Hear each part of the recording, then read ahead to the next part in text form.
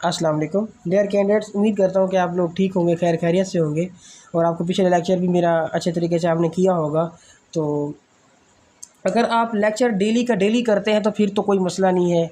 अगर आप randomly lecture करेंगे ना कि एक दिन लेक्चर नंबर 1 देख लिया, अगले दिन आपने लेक्चर नंबर 5 देख लिया या एक दिन आपने 10 देख लिया, तो इस वजह से आपकी कोई तैयारी नहीं होनी, फिर आपको शॉर्ट एंड टफ ही लगनी है। तो मैं हमेशा आपको ये कहता होता हूँ कि आपने लेक्चर हमेशा जो है ना तरतीब के साथ देखने हैं, तो शॉर्ट एंड कभी आपको मुश्किल नहीं लगेगी। तो उम्मीद करता हूँ कि पिछले लेक्चर आप लोगों को समझ आ गए होंगे।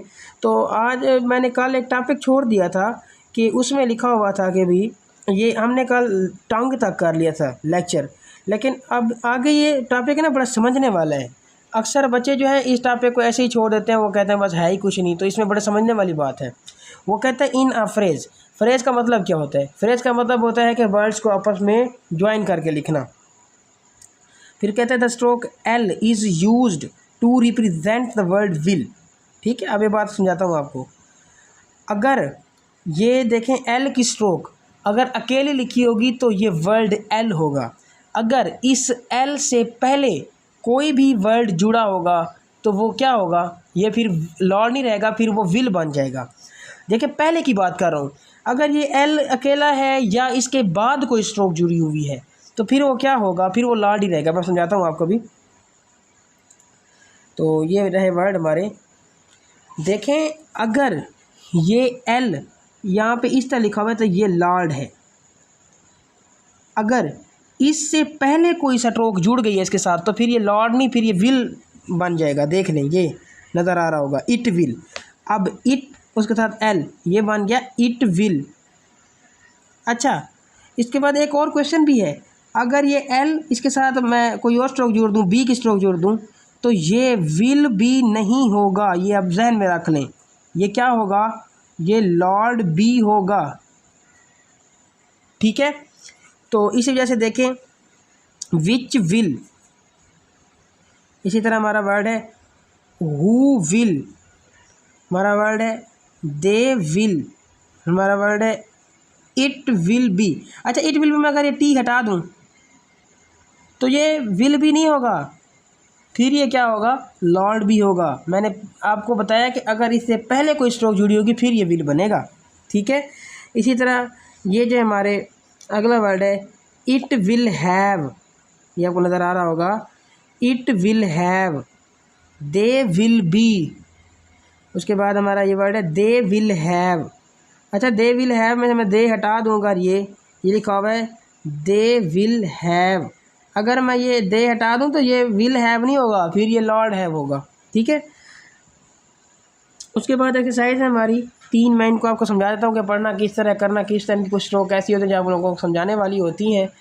तो ये है, देखें दे विल, उसने मिला के लिखा है, आप इसको अलग भी लिख सकते हैं। They will come to the game today full stop. They think, अब दे थिंक को अलग लिख सकते हैं। They will be delayed full stop. Show them the way to the lake. अब ये वे कौन सा है? लेक की बात कर रहा है, टू द लेक, तो ये वे है रास्ते वाला, WAY way. Who will come to the boat question marks. Do they think, आप दे थिंक वाला लिख सकते हैं। दे थिंक वी शैल, अब वी शैल को पहले भी लिख सकते हैं, उसने मिला के लिखा है we shall beg them to come question marks. उसके बाद वुई में आप जो है ना वुई को अलहदा और मे को अलहदा लिखें। ठीक है, मैं आपको ये कहूँगा वुई में change the date to the 10th full stop. Do they know the date question marks. उम्मीद करता हूँ ये एक्सरसाइज आपको 4 समझ आ गई होगी। मैं एक दफ़ा इसको स्पीडली पढ़ के सुनाता हूँ, तो आप लोग ऐसी ही प्रैक्टिस करें कि आप शॉर्ट हैंड को इस स्पीड से पढ़ें। मैं आपको बताता हूँ, मैं पढ़ के दिखाता हूँ आप लोगों को, तो इस तरह आपने पढ़ना है। प्रैक्टिस जब आप अच्छी करेंगे, अपनी शॉर्ट रिकॉर्डिंग को बार बार सुनेंगे, मैं एक्सरसाइज की रिकॉर्डिंग जो है ना वो अपलोड कर देता हूँ, तो जिस तरह आप रिकॉर्डिंग की प्रैक्टिस रिकॉर्डिंग को सुन के लिखेंगे ना शॉर्ट हैंड में, तो फिर आपकी प्रैक्टिस अच्छी होगी। तो इस तरह जिस तरह मैं आपको पढ़ के दिखाता हूँ, हमारी भी कैसे अच्छी हुई शॉर्ट हैंड, तो हमने भी प्रैक्टिस की है, आप लोग भी प्रैक्टिस करेंगे तो आपकी शॉर्ट हैंड अच्छी होगी। इस हवाले से आपने घबराना नहीं है। तो देखें they will come to the game today full stop. They will they think they will be delayed full stop. Show them the way to the lake full stop. Who will come to the boat question marks. Do they think we shall beg them to come question marks. We may change the date to the 10th full stop. Do they know the date question marks. ये exercise 4 मैंने दोबारा पढ़ी है। तो अभी जो है exercise में 5 आपको समझाने लगा हूँ। हैव वी, उसने हैव और वी के स्ट्रोक को मिला के लिखा है। आप हैव को अलग और वी को अलग भी लिख सकते हैं, इस तरह हैव और वी। इसी तरह paid the date question marks. We have, आप वी को अलग और हैव को अलग लिख सकते हैं। अगर मिला के लिखेंगे तो आपका टाइम बच जाएगा। We have given him a cheque to mail to them today full stop. Shall we take the mail to the boat question marks. We shall, अब वी शैल का मतलब लिख सकते हैं। We shall aim to change the name full stop. We know they will come today full stop. They will, आप देख लो तो will को लिखेंगे तो फिर वो विल नहीं बनेगा ना, इसलिए आपने इनको मिला के लिखना है दे विल को।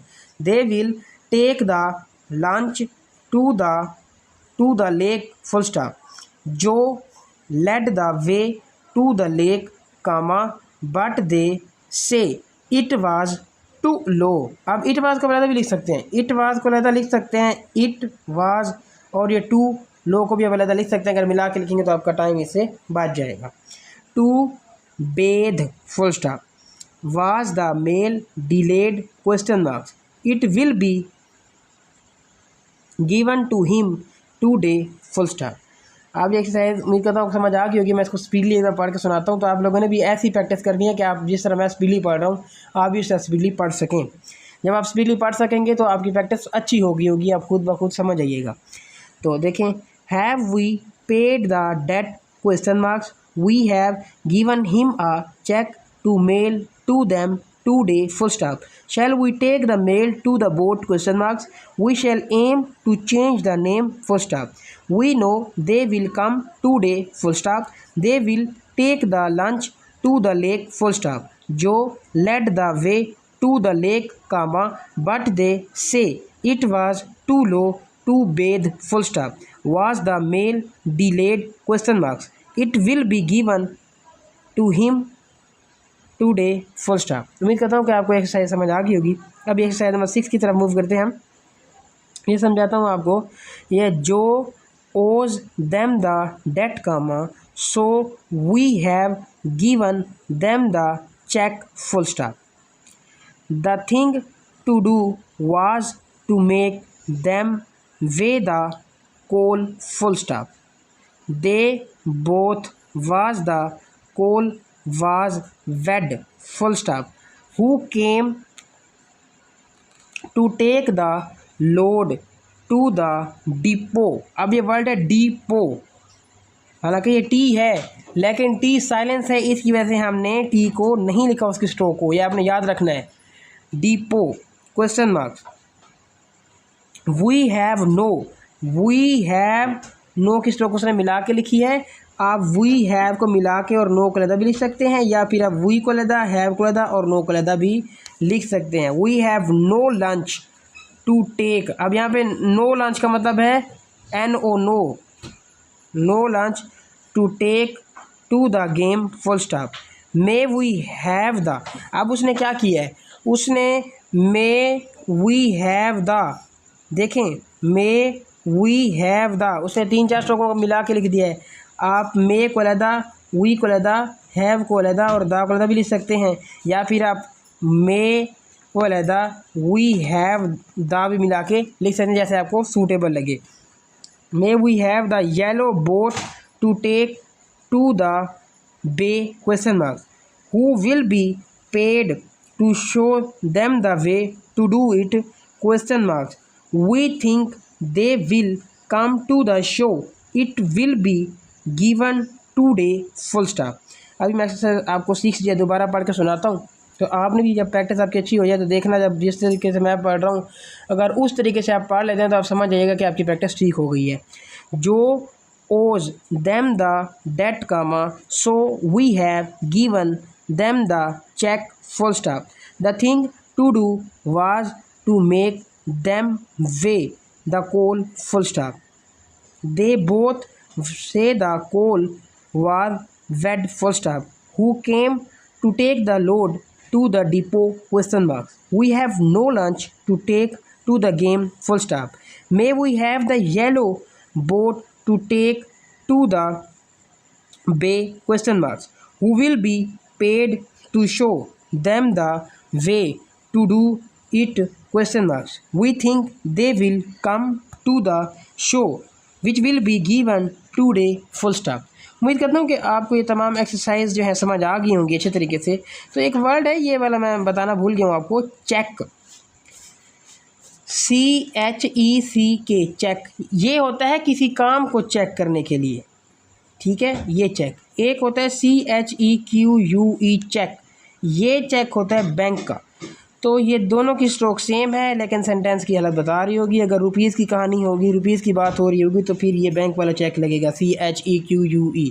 अगर किसी वर्क को चेक कर रहा है तो फिर CHECK वाली, मतलब लॉन्ग करके गुजारा, अब फिर ये स्पेलिंग लिखेंगे।